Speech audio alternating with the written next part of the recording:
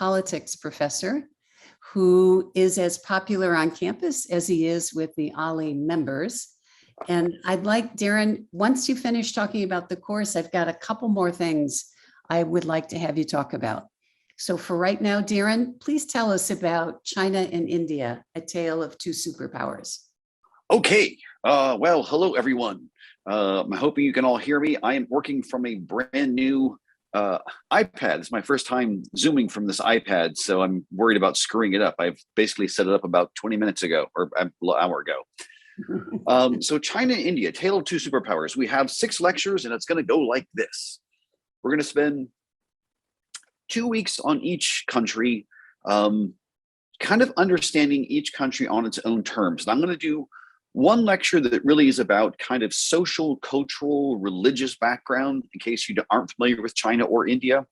And another lecture that would be about, say, the political and economic background that takes us to the present. So you'll have a kind of a crash course in China, a crash course in India. And then the last 2 lectures are really going to be more of a comparative approach in which we talk about, for instance, how China and India are competing both within Asia and also on the world stage for this, much sought after superpower status.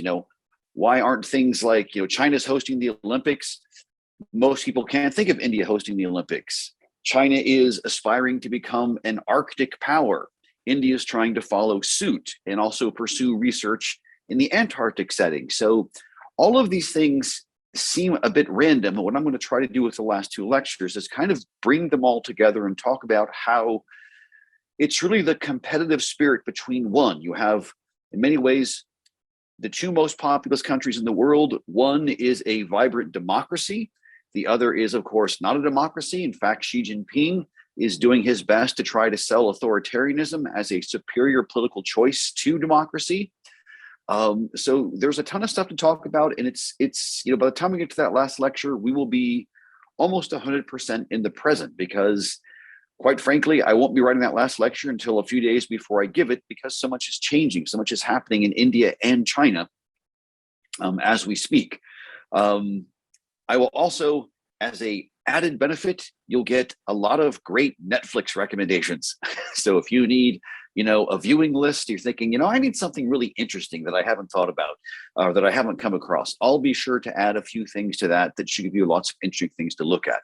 So very much kind of a 2-part course in the sense of a crash course in the kind of the long and deep histories of both countries, but also a crash course in the contemporary politics.